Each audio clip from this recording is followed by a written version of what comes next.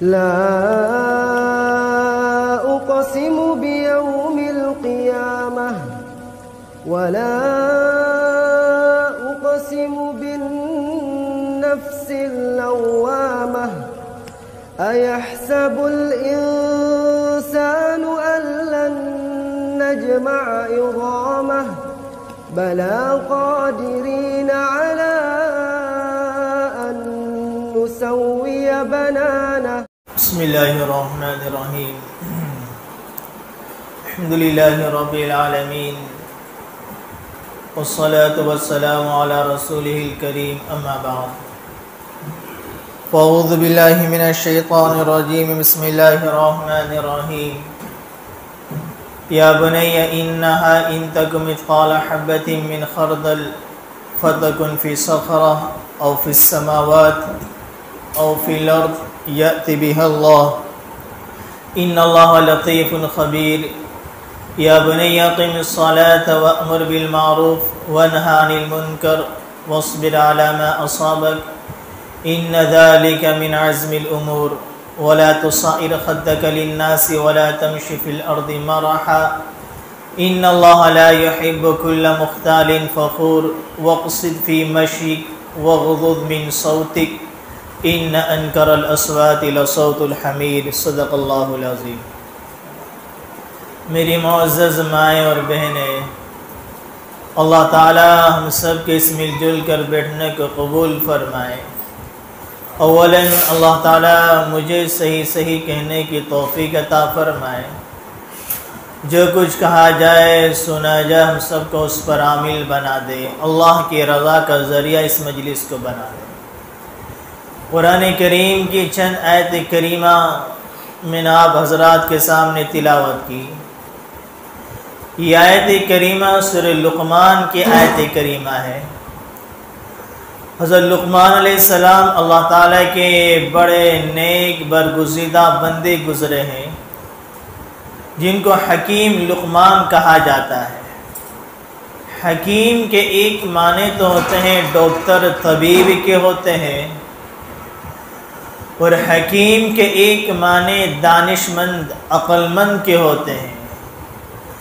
یہاں حکیم لقمان سے عقل مند حکیم مراد ہے کہ اللہ تعالیٰ نے بڑی دانائی، بڑی عقل مندی، بڑی ہوشیاری اللہ تعالیٰ نے عطا فرمائی تھی.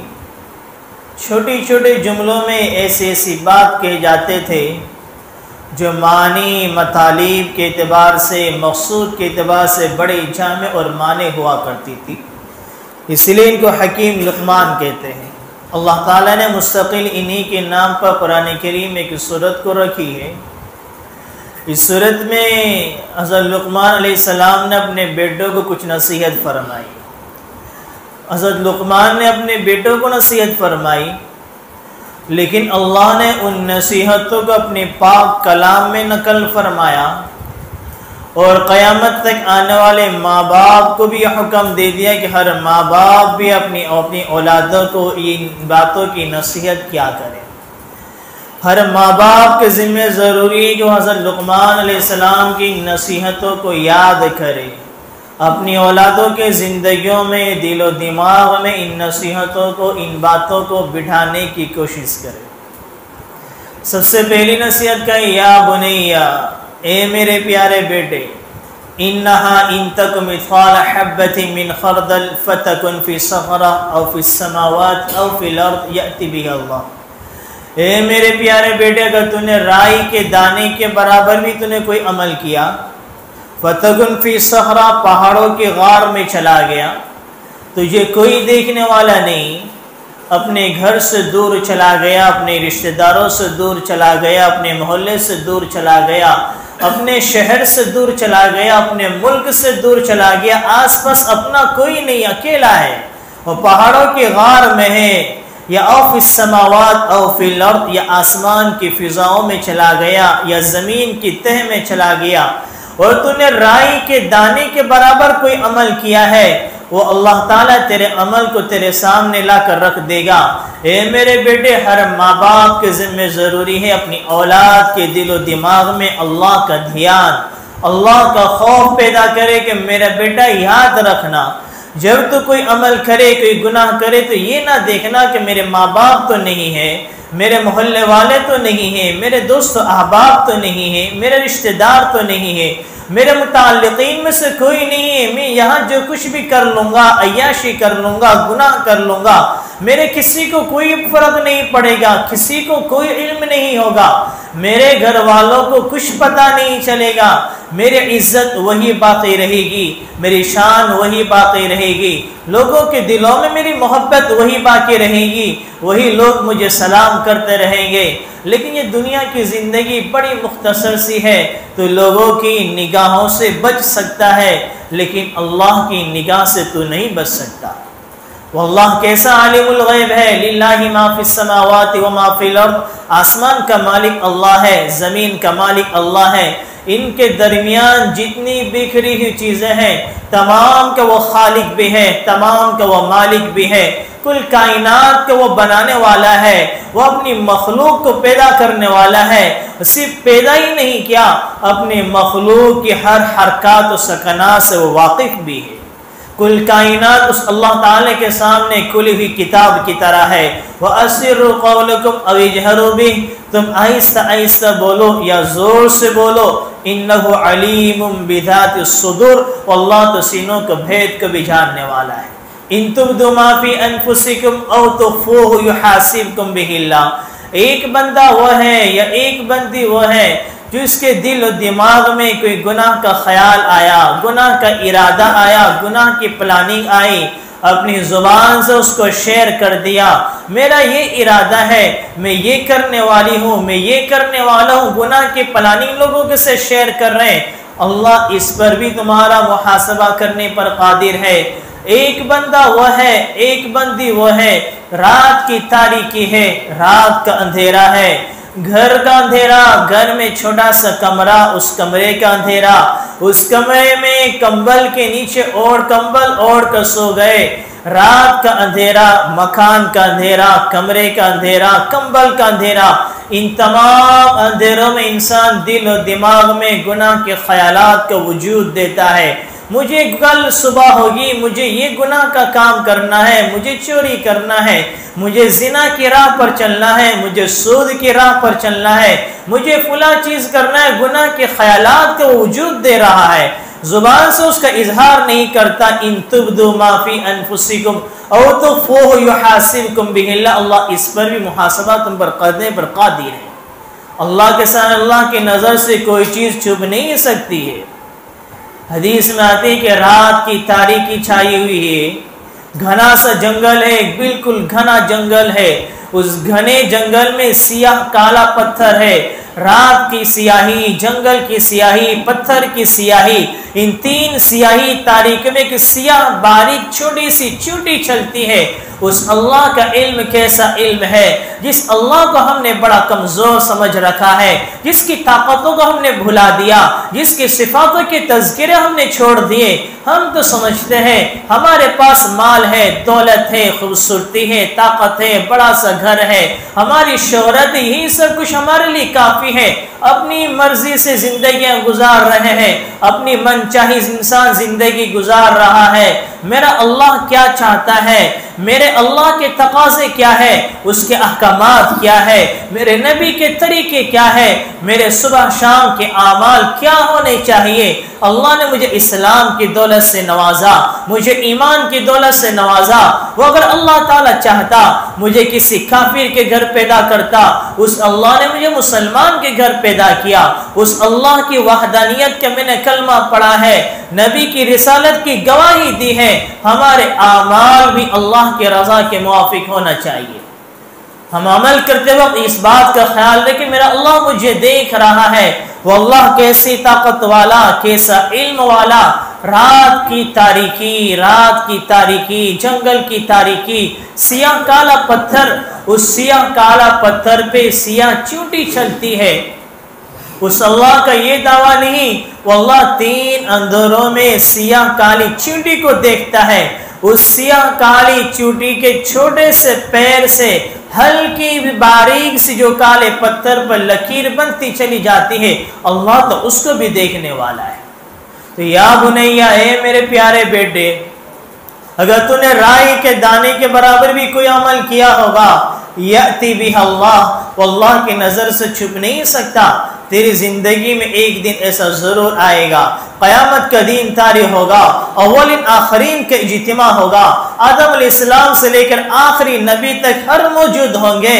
آج تو وہ دن ہے، آج تو ترازو لائی جائے گی، آج تو بندوں کے نام اعمال کو تولا جائے گا، آج تو نام اعمال کو تقسیم کیا جائے گا، آج تو خود اللہ تعالی حاضر ہوں گے، آج ہر انسان کو، ہر بندے بندی کو اللہ کے سامنے کھڑا کیا جائے گا، آج تو جنت و جہنم کے فیصلے کیے جائیں گے، آج تو کسی کو جنت میں داخل کیا جائے گا تو کسی کو جہنم میں گھسیٹ کر جہنم کی آگ میں پھینک دیا جائے گا۔ لیکن وہ دن ایسا دن ہوگا، ہر انسان کے نام اعمال کو اس کے سامنے کھول کر رکھ دیں گے، چھوٹے سا چھوٹا عمل ہو یا بڑے سے بڑا عمل ہو، ہر عمل انسان کے سامنے لا کر رکھ دیا جائے گا۔ جب بندہ دیکھے گا میں تو اپنی نظروں سے سب سے چھپ چھپا کر کام کرتا تھا، کسی کو نہیں پتا چلتا تھا، وہ عمل بھی اس میں لکھا ہوا ہے، یا ویلتنا ما لہذا الکتاب، یا ویلتنا ما لہذا الکتاب لا یغادر صغیرہ ولا کبیرہ۔ جب اپنے نام اعمال کو دیکھے گا، اپنے گناہوں کی فہرست دیکھے گا، اپنے نام اعمال کی لسٹ دیکھے گا، اپنی نیکیوں کے رجسٹر کو کم ہلکا دیکھے گا، گناہ کے رجسٹر کو وزنی اور بھاری دیکھے گا، وہ کہے گا یا ویلتنا ما لہذا الکتاب، یہ ہائے افسوس، یہ کیسی کتاب ہے، یہ میرا کیسا نام اعمال ہے، لا یغادر صغیرہ ولا کبیرہ، اس میں تو چھوٹے سے چھوٹا عمل بھی لکھا ہوا ہے، بڑے سے بڑا عمل بھی اس میں تو لکھا ہوا ہے۔ اللہ نے دنیا دی ہے، اس دنیا کی زندگی میں اللہ کا دھیان اپنے دلوں میں پیدا کیا جائے، اپنی اولادوں کے دلوں میں اللہ کا دھیان پیدا کیا جائے، صرف اور صرف یہی ایک چیز ہے جو ہمیں، ہماری اولادوں کو، ہماری نسلوں کو گناہ سے باز رکھ سکتی ہے۔ اگر ہمارے دلوں میں اللہ کا دھیان پیدا ہو گیا، اللہ کا ڈر پیدا ہو گیا، اللہ کا خوف پیدا ہو گیا، تو ہماری زندگیاں تقوی پر آ جائے گی، عبادت پر آ جائے گی، زہد پر آ جائے گی، ہم گناہوں سے بچ جائیں گے۔ اور ہماری زندگیوں میں رجا، امید تو بہت زیادہ ہے، اللہ غفور الرحیم ہے، اللہ غفور الرحیم ہے، اللہ معاف کر دے گا، معاف کر دے گا، لیکن اللہ کا خوف والی صفت وہ ہمارے دلوں میں نظر نہیں آتی۔ علماء کرام فرماتے ہیں کہ ایمان کس چیز کو کہتے ہیں؟ علماء کرام فرماتے ہیں ایمان بین الرجاء والخوف، ایمان دو چیزوں کا نام ہے۔ ایک یہ کہ جب انسان کوئی اچھا عمل کرے، نماز پڑھے، ذکر کرے، قرآن کی تلاوت کرے، جمعہ کا دین سورہ کہف کی تلاوت کرے، جب بھی کوئی اچھا عمل کرے، اللہ کی ذات سے امید وابستہ، اللہ میرے عمل کو قبول فرمائے گا۔ اور جہاں کہیں گناہ سرزد ہو جائے، فوراً اللہ تعالیٰ کا ڈر دل میں پیدا ہو جائے، اللہ تعالیٰ میری پکڑ کر لے گا، کہیں ایسا نہ ہو میرا رب مجھ سے ناراض ہو جائے، اللہ کا خوف دل میں پیدا ہو جائے، اس کا نام ایمان ہے۔ امید بھی ہو اور خوف بھی ہو، آج تب جائے کہ ایمان مکمل ہو۔ آج ہماری زندگیوں میں امیدیں تو نظر آتی ہے لیکن خوف ہماری زندگیوں میں نظر نہیں آتا۔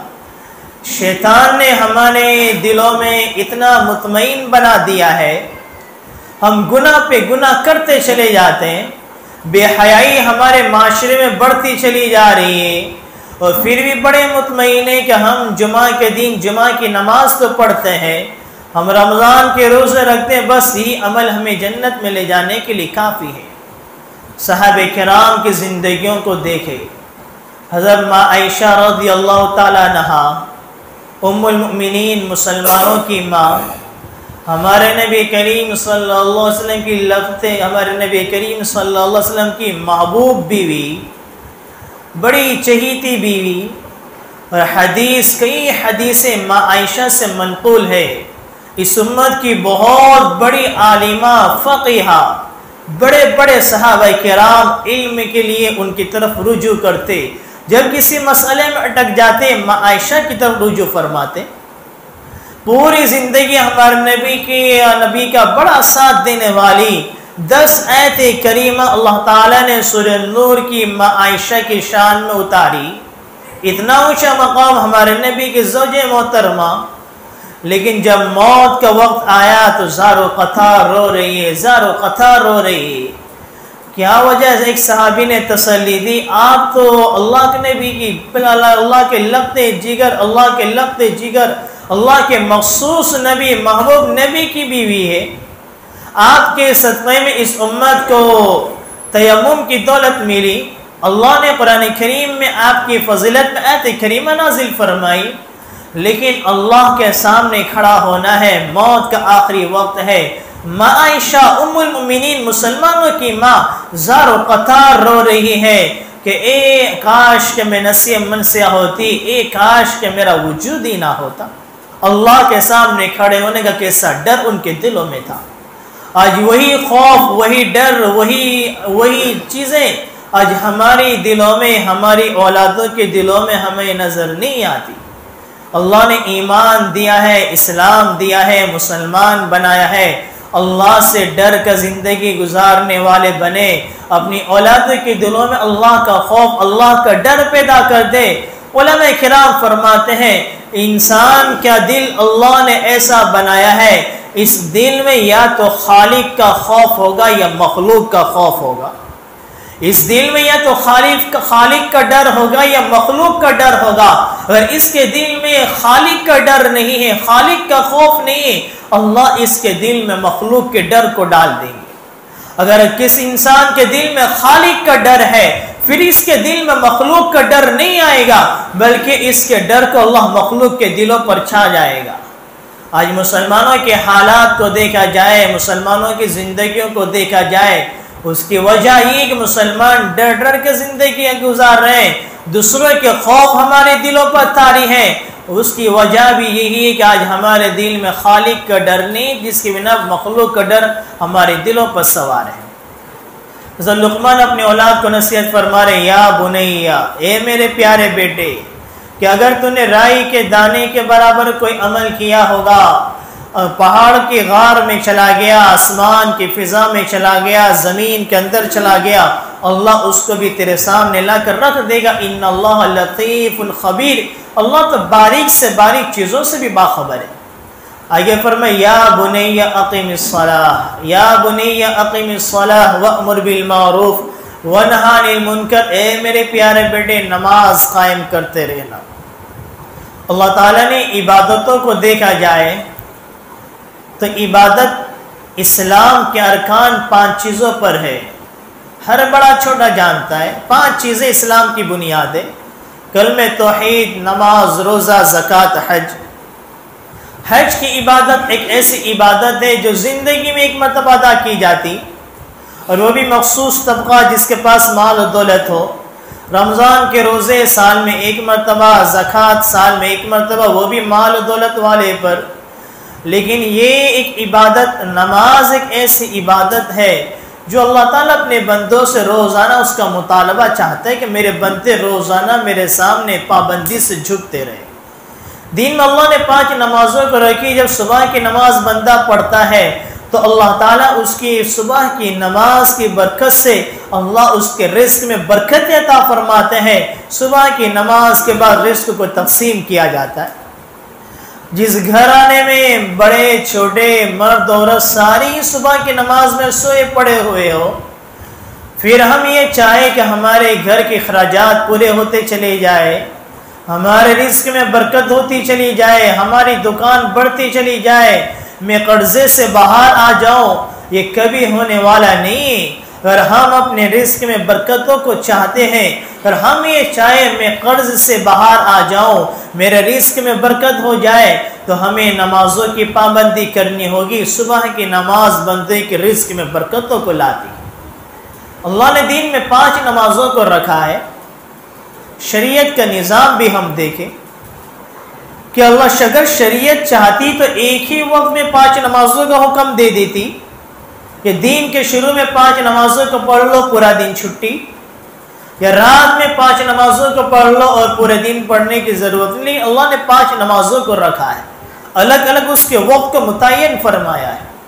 علماء کرام نے بڑی حکمتیں اس کے بارے میں بیان فرمائی۔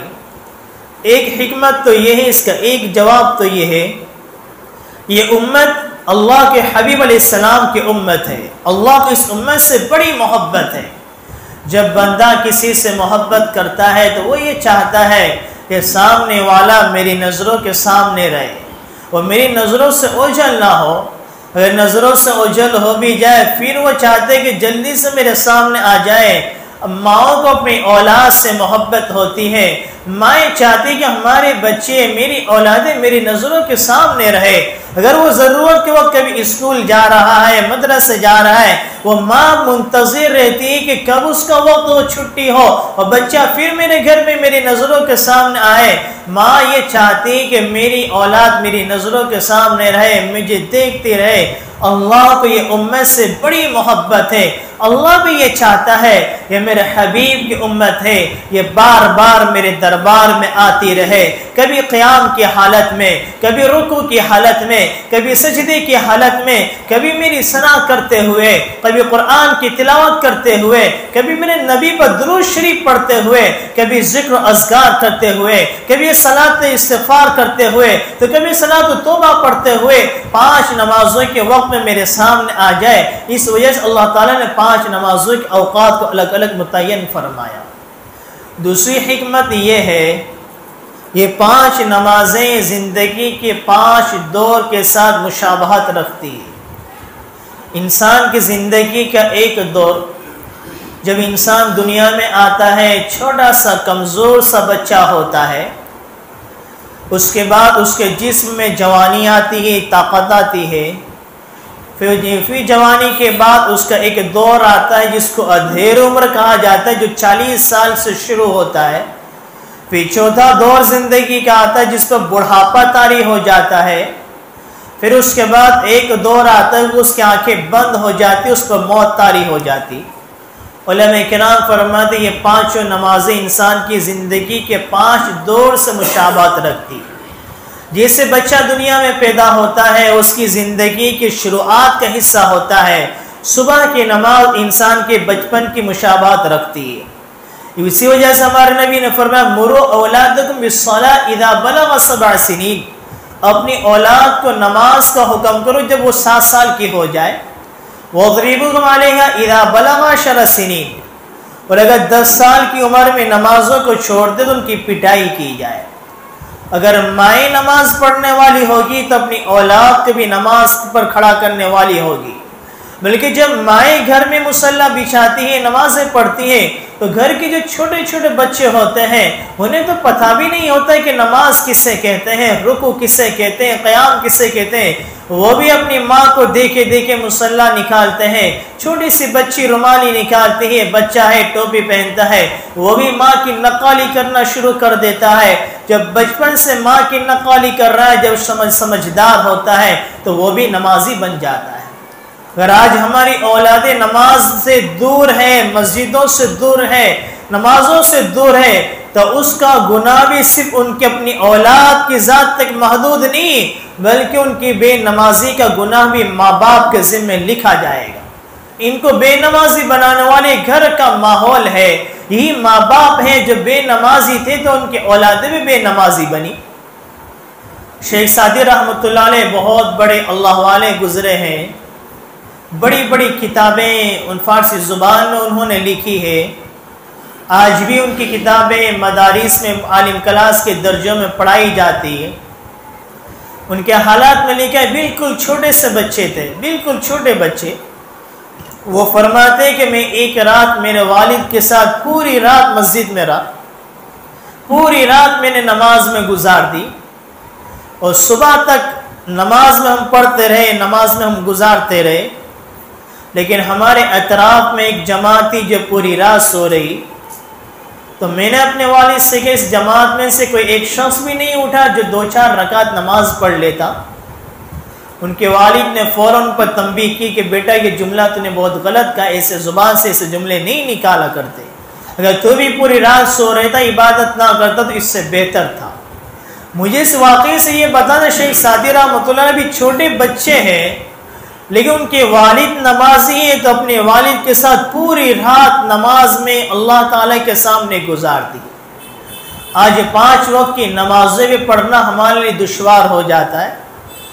اس کی وجہ یہ ہے کہ آج جنتوں کا شوق ہمارے دلوں میں نہیں ہے، جنتوں کی عظمتیں ہمارے دلوں سے نکل گئی۔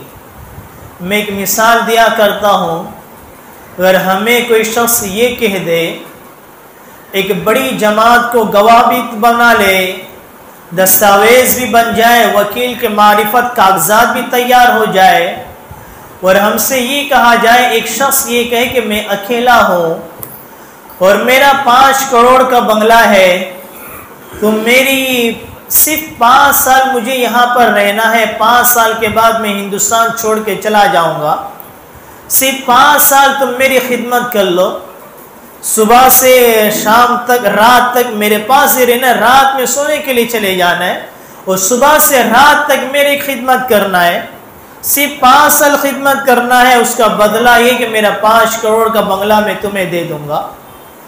وہ بندہ کہے کہ صبح 7 بجے سے رات کے 7 بجے تک 12 گھنٹے کی 14 گھنٹے کی ڈیوٹی، یہ مجھ سے نہیں ہو سکے گا۔ اس کے گھر والے، اس کے خاندان والے، پورے محلے والے اس کو سمجھائیں گے، صرف 5 سال تجھے قربانی دینی ہے، صرف 5 سال تجھے محنت کرنا ہے، پھر کروڑوں کا بنگلہ تجھے مل جائے گا۔ اپنے جذبات کو مار لے۔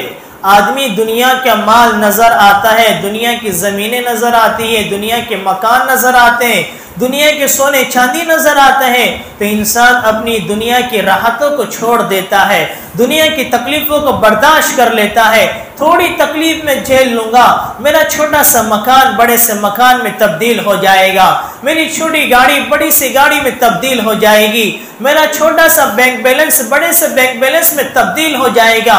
انسان نہ دن دیکھتا ہے، نہ رات دیکھتا ہے، نہ سردی کا موسم دیکھتا ہے، نہ بارش کا موسم دیکھتا ہے، نہ صحت دیکھتا ہے، نہ بیماری دیکھتا ہے۔ انسان دنیا کے پیچھے محنت کرتا ہے تاکہ میرا کچھ مکان بن جائے، میرا فیوچر بن جائے۔ وہ جنت تو کیسی جنت ہوگی کہ پوری دنیا اس پر قربان کری دی جائے، پوری دنیا اس کے بدلے میں پیش کر دی جائے، جنت کے ایک محل کی قیمت کو ادا نہیں کیا جا سکتا۔ وہ اللہ ہم سے فرما رہا ہے کہ میری اطاعت کرنے والے بن جاؤ، میرے مان کے زندگی گزارنے والے بن جاؤ، ہمیشہ ہمیشہ کی جنت اللہ تعالیٰ تمہیں عطا فرما دے گا۔ 5 وقت میرے سامنے پابندی سے جھکنے والے بن جاؤ۔ آج جنت کا یقین ہمارے دلوں میں نہیں ہے، جس کی بنا پر نمازیں پڑھنا ہمارے لیے دشوار، ہمارے بدن کو چھپانا ہمارے لیے دشوار ہے، پردے میں رہنا ہمارے لیے دشوار ہے، گناہ سے بچنا ہمارے لیے دشوار ہے۔ اس کی وجہ یہ کہ آج قیامت کا ڈر ہمارے دلوں میں نہیں، جنت کا شوق ہمارے دلوں میں نہیں۔ تو میں یہ کہہ رہا تھا، دین میں اللہ تعالیٰ نے 5 نمازوں کو رکھا ہے، یہ 5 نمازیں انسان کی 5 نمازوں سے مشابہت رکھتی ہے۔ صبح کی نماز انسان کی بچپن کے زمانے سے مشابہت رکھتی ہے، اس لیے ہمارے نبی نے بچپن ہی سے نماز کا حکم فرمایا کہ 7 سال کے اولاد کو نماز کا حکم کرو۔ اور اسی ظہر کی نماز جب بچہ بڑا ہوتا ہے، اس کے بدن میں طاقت آتی ہے، گرم خون میں گرمی آتی ہے، اس کے مزاج میں تپش آتی ہے، وہ گرم مزاج کا ہوتا ہے، تو یہ ظہر کی نماز کا وقت دیکھا جائے، یہ دھوپ کا وقت ہوتا ہے، سورج کی تپش کا وقت ہوتا ہے۔ علماء کرام فرماتے ہیں ظہر کی نماز انسان کی جوانی کے دور کے مشابہت رکھتی، پھر انسان تھوڑا سمجھتا ہے، تھوڑی عمر ڈھلتی ہے، 40 سال کو پہنچتا ہے، مزاج میں نرمی آتی ہے، گرمی تھوڑی ٹھنڈ پڑتی ہے، اس کے مزاج میں اعتدال پن آتا ہے، اڈھیر عمر شروع ہوتی ہے۔ جب عصر کا وقت ہوتا ہے، سورج کی گرمی میں تپش کم ہو جاتی ہے، ٹھنڈا پن آ جاتا ہے۔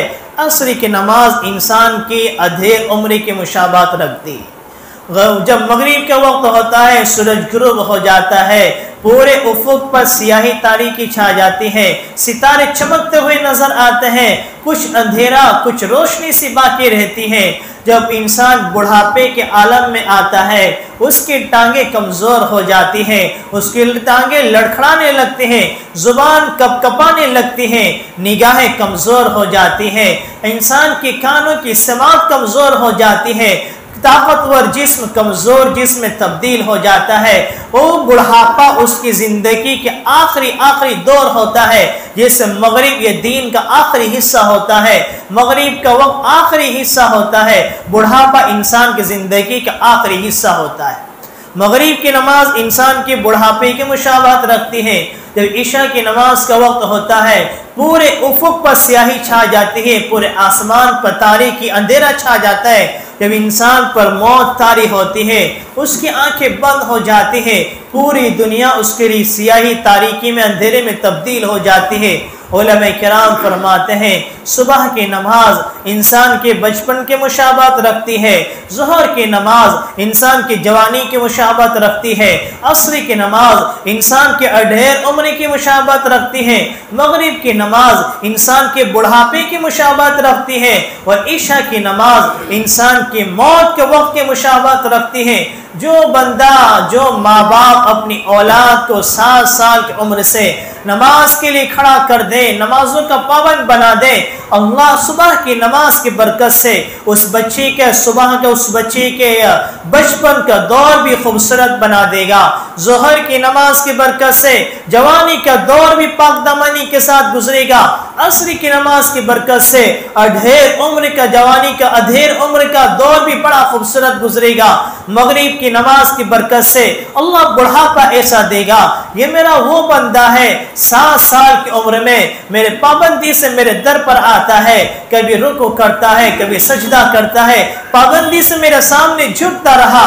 آج تو بڑھا ہو گیا، تو کمزور ہو گیا، میں آج تجھے مخلوق کے حوالے نہیں کروں گا، تجھے ایسا بڑھاپا نہیں طاری کروں گا کہ لوگ تجھے دیکھ کر موت کی دعائیں کریں، خود تو موت کی تمنا کرے، تجھے ایسا بڑھاپا بھی دوں گا لوگ تیرے بڑھاپے کو دیکھ کر رش کریں گے۔ اس بڑھاپے میں ایسا چمکدار چہرہ، اس بڑھاپے میں ایسی طاقت، ایسی قوت، ایسی نمازیں تیرے بڑھاپے کو دیکھ کر رش کیا جائے گا۔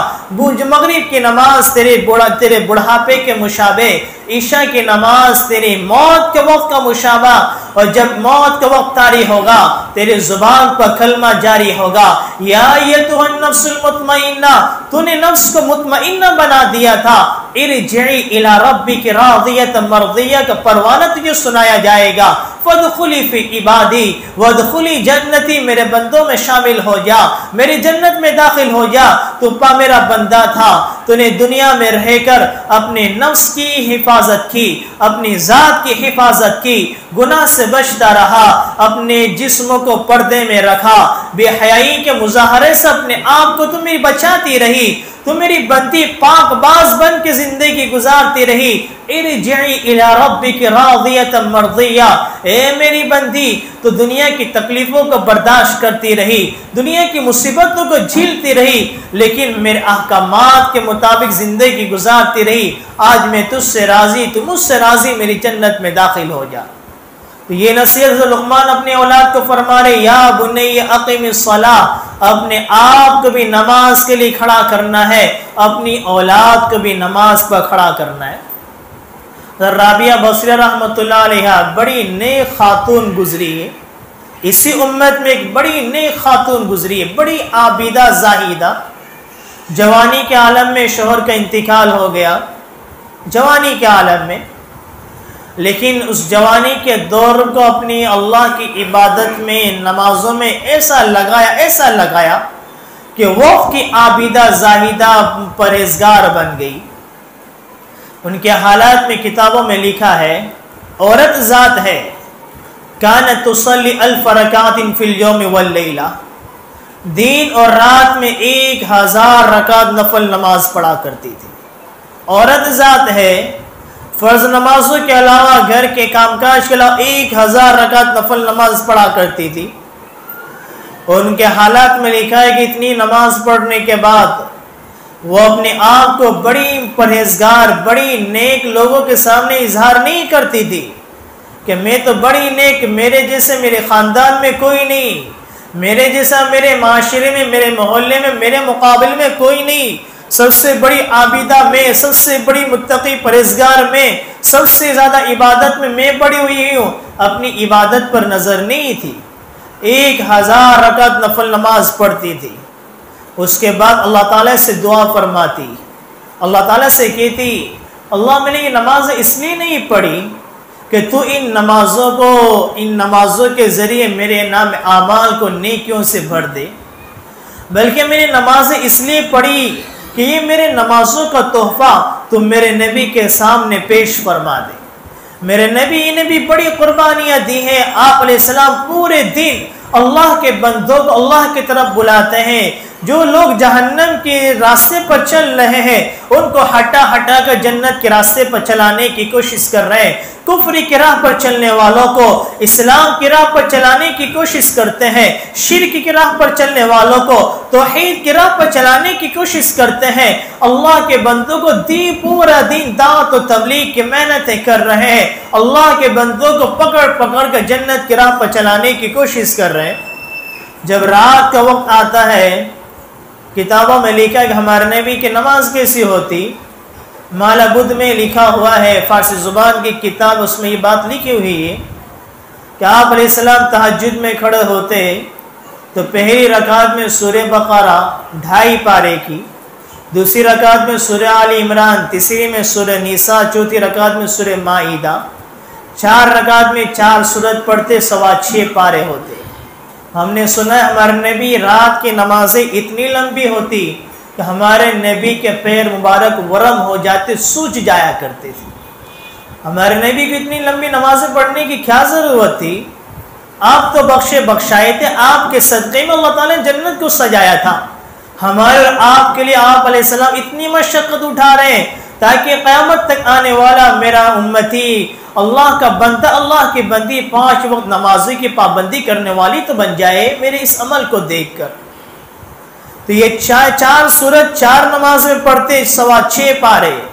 مالا بدھ میں لکھا ہوا ہے، آگے اور لکھا ہوا ہے، کبھی کبھی آپ علیہ السلام یہ 4 سورتیں ایک ہی رکعت میں پڑھتے تھے۔ 6.25 پارے ایک رکعت میں کتنی لمبی نماز ہو گئی۔ یہ آپ علیہ السلام کی امت کے خاتون رابعہ بصریہ کی بھی نماز دیکھو، کانت تصلی 1000 رکعات فی اليوم واللیلہ، دن اور رات میں 1000 رکعت نفل نماز پڑھتی تھی۔ اللہ تعالیٰ سے کہتی اللہ تعالیٰ میں نے اس لیے نہیں پڑھی کہ میرا نام اعمال نیکیوں سے بھر جائے، بلکہ یہ میرے نماز کے تحفے کو تو میرے نبی کے سامنے پیش فرمانا۔ جب میرے نبی میرے نماز کے تحفے کو دیکھیں گے تو میرے نبی خوش ہوں گے، خوشی سے دوسرے نبیوں کو کہیں گے انظروا الی امرأۃ من امتی ھذا عملھا فی اليوم واللیلہ۔ میرے نبی خوشی کے مارے دوسرے نبیوں کو کہیں گے، دوسرے لوگوں کو کہیں گے دیکھو دیکھو یہ میری امت کی خاتون ہے، ھذا عملھا فی اليوم واللیلہ، یہ دن اور رات کے اس کے اعمال ہیں۔ اگر ہماری نماز، ہماری زندگی نمازوں پر آ جائے، ہمارے اولادی نمازوں پر جم جائے، ہمارے تمام زندگی کے مسائل حل ہوتے چلے جائے۔ اللہ نے زندگی کی تمام مسائلوں کو نماز کے اندر رکھا ہوا ہے۔ تو یا بنی اقیم الصلاۃ، اے میرے پیارے بیٹے نماز کو قائم رکھنا، وَأَمُرْ بِالْمَعْرُوفِ وَانْهَ عَنِ الْمُنْكَرِ۔ اللہ کے نبی علیہ السلام کے بعد کوئی نبی آنے والا نہیں ہے۔ ہمیں اپنی اولاد کی اصلاح سے تربیت کرنا ہے کہ بیٹا تجھے اچھے کام بھی کرنا ہے اور دوسروں کو اچھے کام کی تلقین بھی کرنا ہے، تجھے خود بھی گناہ سے روکنا ہے اور خود اپنے اعزاز سے، اپنے عمل سے لوگوں کو بھی گناہ سے روکنا ہے۔ اس طرح سے اپنی اولاد کی تربیت کی جائے۔ آگے فرمایا وَاصْبِرْ عَلَىٰ مَا أَصَابَكَ، اور جو کچھ بھی تکلیف پہنچے اس پر صبر کے ساتھ زندگی گزارنا ہے۔ یہ دنیا ہے، اللہ تعالیٰ نے دنیا میں تکلیف بھی رکھی، راحتیں بھی رکھی۔ اگر خوشی کا موقع ہے تو اللہ تعالیٰ کی شکر گزاری ادا کی جائے، اگر حالات ہمارے مزاج کے خلاف ہے وَاصْبِرْ عَلَىٰ مَا أَصَابَكَ، تو اللہ کی پہنچی ہوئی تکلیف پر صبر کیا جائے۔ کیونکہ انسان ہمیشہ یہ سوچتا ہے کہ دنیا میں ہر کام وہی ہو جو میں چاہوں، میری عقل کے مطابق ہو، میری خواہش کے مطابق ہو۔ اسی لیے ایک شیخ نے اپنے مرید سے نصیحت فرمائی، جب وہ مرید جانے لگے تو مرید نے اپنے شیخ سے کہا کوئی نصیحت فرما دیجیے۔ وہ ان شیخ نے بڑی عجیب بات کہی، کبھی خدائی کا دعویٰ نہ کرنا، کبھی خدا نہ بننا اور کبھی رسول نہ بننا۔ ان کو بڑا تعجب ہوا کہ یہ کیسا کہ میں کیسے خدا بن سکتا ہوں اور میں کیسے رسول بن سکتا ہوں؟ فرمایا خدا بننے کا مطلب ہی اللہ جو چاہتا ہے وہ ہو جاتا ہے، کن فیکن کا معاملہ ہے۔ اللہ کسی چیز کا ارادہ کرتا ہے تو اللہ کی ارادہ کسی کے ماتحت نہیں ہوتا۔ مخلوق کے ارادے اللہ کے ارادے کے تحت ہوتے ہیں، مخلوق کی پلاننگ اللہ کی پلاننگ کے ماتحت ہوتے ہیں، مخلوق کی پلاننگ ہے، ان کے اعمال اللہ کے ارادے پر موقوف ہوتے ہیں کہ اللہ کا معاملہ کن فیکن کا، وہ جو چاہتا ہے تو ارادہ کرتا ہو جاتا ہے۔ تو کبھی یہ نہ سوچنا میں جو چاہوں وہی ہو، میں جو چاہوں وہی ہونا چاہیے، میں جو چاہوں وہی ہو۔ آج گھروں میں بھی اسی وجہ سے لڑائی جھگڑا ہوتا ہے، شوہر چاہتے ہیں کہ میں جو چاہوں گھر میں وہی ہونا چاہیے، بیوی چاہتی کہ میں جو چاہوں گھر میں وہی ہونا چاہیے۔ ہر انسان اپنی اپنی چاہت کے مطابق گھروں کو چلانے کی کوشش کرتے ہیں۔ جب مزاج آپس میں نہیں بنتے ہیں، جب اپنی سوچ آپس میں نہیں بنتی ہے تو لڑائی جھگڑے فتنے فساد شروع ہو جاتے ہیں۔ تو ہم یہ سوچیں، اپنے آپ کو سوچیں میں جو چاہوں وہ ہو جائے، ایسا نہیں ہو سکتا۔ ہماری چاہت کے خلاف بھی ہوگا، ہمارے مزاج کے خلاف بھی ہوگا، تکلیفیں بھی آئے گی، مصیبت بھی آئے گی، پریشانی بھی آئے گی، ہمیں اس پر صبر کے ساتھ زندگی گزارنا ہے۔ اور آگے فرمایا وَلَا تُصَعِّرْ خَدَّكَ لِلنَّاسِ وَلَا تَمْشِ فِي الْأَرْضِ مَرَحًا إِنَّ اللَّهَ لَا يُحِبُّ كُلَّ مُخْتَالٍ فَخُورٍ۔ اللہ تعالیٰ اخلاق کا تذکرہ فرما رہا ہے، چہروں کو بگاڑنا نہیں، اکڑ کر نہیں چلنا ہے کہ میں تو اونچے خاندان کا، میں تو بڑا علم والا، میں بڑے مال والا، میرا مقام بڑا اونچا، میں بڑی دکان والا، میں بڑے گھر والا۔ نہیں، اللہ تعالیٰ کے سامنے سارے انسان برابر ہے۔ تواضع اختیار کیا جائے، عاجزی اختیار کی جائے، ہر ایک سچ اخلاق سے پیش آیا جائے۔ آج اخلاق کے بارے مسلمان بڑے کمزور نظر آتے ہیں۔ آج اخلاق کے معاملے کو ہم نے بڑا بگاڑ کر رکھ دیا ہے۔ ہمارے نبی نے ہمیں ایک دعا سکھائی ہے، جب آئینے میں دیکھو، ہم نے بچوں کو پوچھا جائے، یہ جتنے بڑے ہیں میں سمجھتا ہوں ماں باپ کو تو آئینے میں دیکھنے کی دعا یاد بھی نہ ہوگی۔ اپنے گھر کے چھوٹے بچے جو مدرسوں میں جا رہے ہیں، اپنے بچوں کو پوچھا جائے، یہ اساتذہ ان کا موت تک، قیامت تک ہم ان کے حقوق ادا نہیں کر سکتے۔ یہ ہمارے بچوں کو، چھوٹے چھوٹے معصوم بچوں کو چھوٹی چھوٹی مصنون دعائیں سکھا رہے ہیں، ویسی ایسی دعا جو آج تک ہمیں بھی یاد نہیں ہے۔ زندگی کے 40 سال گزر گئے، 50 سال گزر گئے، آج تک ہمیں یاد نہیں کہ آئینے میں دیکھنے کی دعا کیا ہے۔ آج 50 سال ہماری زندگی کے گزر گئے، کسی کے 60 سال گزر گئے، آج انہیں پتہ نہیں کہ جنازے میں نماز پڑھنے کی دعا کیا ہے۔ یہ مدارس کے اساتذہ ہماری اولاد کو چھوٹی چھوٹی مصنون دعائیں سکھا رہے ہیں۔ ہمارے سامنے تو کتنے لوگوں کے سامنے ایسا موقع آیا ہوگا کہ باپ کا جنازہ سامنے رکھا ہوا ہے، وہ خاموشی سے بیٹا کھڑا ہوا ہے، اس کو جنازے کی دعا بھی یاد نہیں ہے کہ میں اپنے باپ کے جنازے پر کیا دعا پڑھوں۔ کسی کی بیوی کا جنازہ پڑا ہے، وہ شوہر روتے روتے نماز پڑھ رہا ہے، کسی کے اولاد کا جنازہ سامنے رکھا ہوا ہے، اپنے ماں باپ کے ہم نے جنازے کی نمازیں پڑھی، صرف خاموشی سے کھڑے رہے، ان کے جنازے پر ہم نے مغفرت کی دعا تک نہیں کی۔ یہ کیسی جھوٹی محبت، یہ کیسا جھوٹا عشق ہے، یہ ان مدارس کا احسان ہے۔ اگر ہماری موت ہوگی یا ہماری اولادیں ہمارے جنازے پر خاموشی کے ساتھ نہیں کھڑی رہے گی، یا ہمارے جنازے پر دعائیں پڑھے گی، ہماری مغفرت کی دعائیں کرے گی، ان مدارس کا جتنا ہم حق ادا کریں، اپنے اساتذہ کا جتنا ہم شکریہ ادا کریں، ہم قیامت تک ان کے حقوق ادا نہیں کر سکتے۔ تو اپنے بچوں سے پوچھا جائے، سیکھا جائے، آئینے میں دیکھنے کی دعا کیا ہے، وہ آپ کو بتلائیں گے۔ اللہم انت احسنت خلقی فحسن خلقی۔ میں کہتا ہوں بڑی چھوٹی دعا ہے، ہر نماز کے بعد اس دعا کو مانگا جائے۔ اللہم انت احسنت خلقی، گھنٹوں گھنٹوں آئینوں کے سامنے ہم لگا دیتے ہیں، لیکن یہ بھی سوچے، دعا مانگے، اللہ تو نے بڑا خوبصورت چہرہ دیا، تو نے بڑا حسین بنایا، بڑا خوبصورت بنایا، بڑا جمیل بنایا۔ اللہم احسنت خلقی، بڑا حسین مخلوق بنایا. فحسن خلقی، میرا چہرہ تو گورا ہے، میرا جسم تو خوبصورت ہے، میں بڑا جمیل، بڑی خوبصورت، لیکن میری زبان بڑی خراب ہے. میری زبان سے لوگوں کو تکلیف پہنچتی ہے. کبھی میری زبان سے خود میرے ماں باپ کے دل زخمی ہو جاتے ہیں. کبھی میری زبان سے میرے اپنے بھائی بہن رونے لگ جاتے ہیں. کبھی میں اپنی زبان سے کسی مسلمان کی عزت کو داغدار کر دیتا ہوں. کبھی میں اخلاق سے اپنے پڑوسیوں کو نقصان پہنچاتا ہوں. اللہم انت احسنت خلقی، اللہ تو نے مجھے بڑا حسین مخلوق بنایا، بڑا خوبصورت بنایا. فحسن خلقی، میرا اخلاق بھی حسین بنا دے، میرے اخلاق بھی خوبصورت بنا دے کہ میری زبان سے کسی کو تکلیف نہ پہنچے، میرے ہاتھ سے کسی کو تکلیف نہ پہنچے.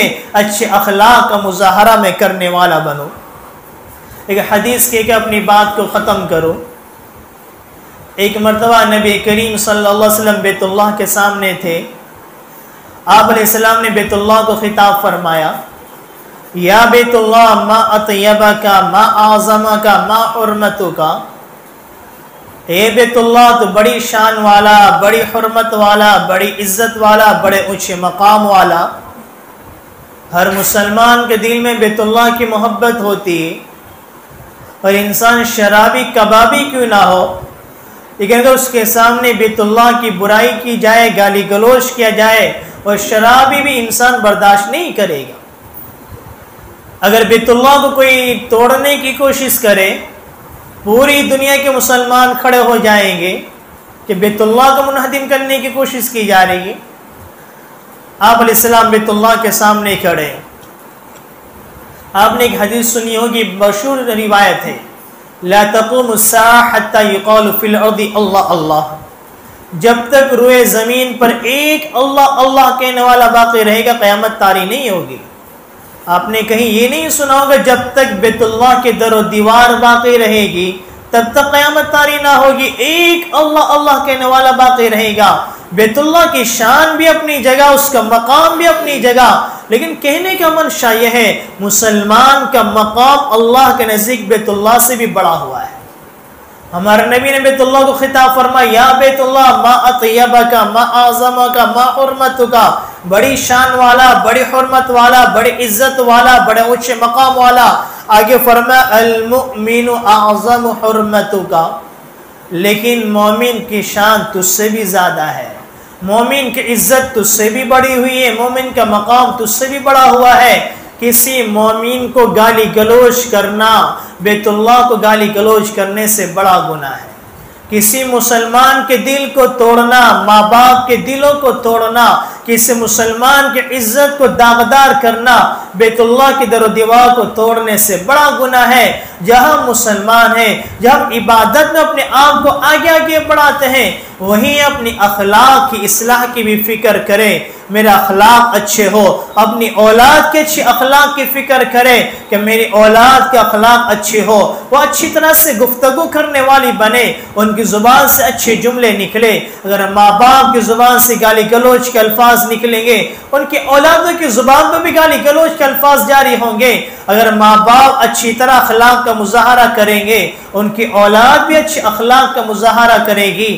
خود بھی اپنے اچھے اخلاق کو سنوارنے کی کوشش کرے، اپنی اولاد کی بھی یہ فکر کرے میری اولاد اچھے اخلاق والی ہو. اگر ایک جملہ بھی غلط نکل گیا فوراً کی پکڑ کی جائے، تنبیہ کی جائے. بیٹا بڑے کے سامنے ایسی بات نہیں کہتے ہیں، اگر ہم نے سنا بھی چھوٹا ہے، ابھی بچہ ہے، بعد میں بڑا ہو جائے گا تو بعد میں اصلاح نہیں ہوتی ہے. شیخ زکریا رحمۃ اللہ علیہ چھوٹے سے بچے ہیں، ان کے والد نے ان کو کہا کہ اندر سے کمرے سے تکیہ لے کر آؤ. شیخ زکریا رحمۃ اللہ نے کہا کہ میرا تکیہ لے کر آؤ، چھوٹے بچے ہیں. فرماتے آپ بیتی میں لکھا ہوا شیخ نے اپنے واقعے میں، میرے والد اتنی پٹائی کی تبھی سے میں میری زندگی سے نکل گیا. کبھی اتنا چھوٹا اور میں کہہ رہا میں پناہ بھی سے تیرا اندر آ گیا. ہماری اولادیں کیسے کیسے جملے ہمارے سامنے کس دیتی ہیں. ماں باپ بچہ ہے، چھوٹا ہے، کل کے ٹالتے رہتے ہیں. نہیں، ہمیں بچپن ہی سے بچوں کی اصلاح کرنی ہے. اللہ نے یہ آیت میں، ان آیتوں میں سورہ لقمان میں حضرت لقمان نے جو نصیحت اپنے اولاد کو فرمائی، وہ نصیحت اللہ نے قرآن میں نقل فرمائی، اور اس سے مطلب یہ کہ جو نصیحت، جو باتیں، جن بنیاد اللہ تعالیٰ لقمان نے اپنی اولاد کی زندگی میں ڈالی، یہ تمام باتیں ماں باپ بھی اپنی اولاد کی زندگیوں میں منتقل کرے۔ اللہ تعالیٰ ہمیں جو کچھ کہا گیا اس پر عمل کرنے کی کوشش عطا فرمائے، آمین۔ وما علینا الا البلاغ۔